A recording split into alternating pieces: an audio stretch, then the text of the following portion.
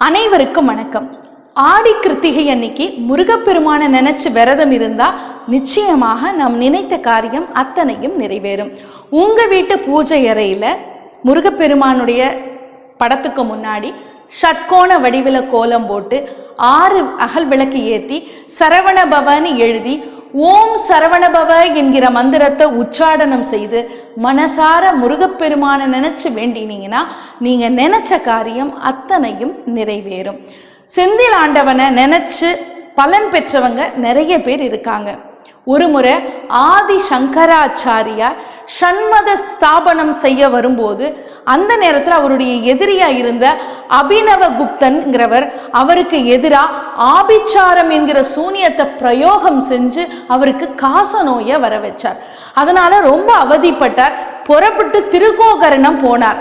செந்திலில் சென்று கந்தனை வணங்கினால் நோய் தீரும் அப்படின்னு சிவபெருமான் அவருக்கு உணர்த்த உடனே புறப்பட்டு அவர் திருச்செந்தூருக்கு வந்தார். ஆச்சாரியார் திருச்செந்தூருக்கு வந்தார்.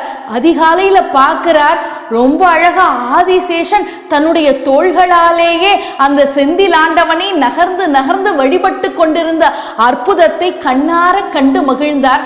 அந்த செந்தில் ஆண்டவனுடைய தோள்களுக்கு பாமாலை சூட்டணும்னு நினைச்சார். அதனால வடமொழியில 33 பாடல்களை கொண்ட ஸ்ரீ சுப்பிரமணிய புஜங்கம் என்கிற ஒரு அற்புதமான நூலை எழுதினார். இந்த சுப்பிரமணிய புஜங்கத்தில் இருக்கிற 33 பாடல், அந்த 33 கூட்டினா கூட முருகப்பெருமானுக்கு உகந்த 6 என்கிற எண் தானே வருகிறது.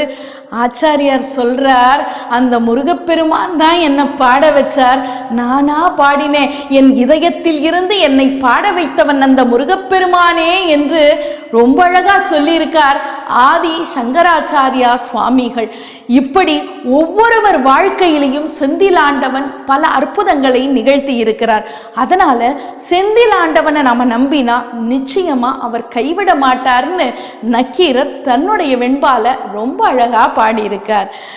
முருகனே செந்தில் முதல்வனே மாயோன் மருகனே ஈசன் மகனே ஒருகை முகன் தம்பியே நின்னுடைய தண்டைக்கால் எப்பொழுதும் நம்பியே கை தொழுவேன் நான் என்று பாடுகிறார். அந்த செந்திலாண்டவனை நினைச்சு நம்ம வீட்டில் இருந்து கை தொழுதால் கூட நிச்சயமாக அந்த முருகப்பெருமான் நம்மை கைவிட மாட்டார். அதனால மறக்காம இந்த ஆடி கிருத்திகை அன்னைக்கு முருகப்பெருமானை வழிபட்டு அவனுடைய பேரருளை பெறுங்கள். நன்றி, வணக்கம்.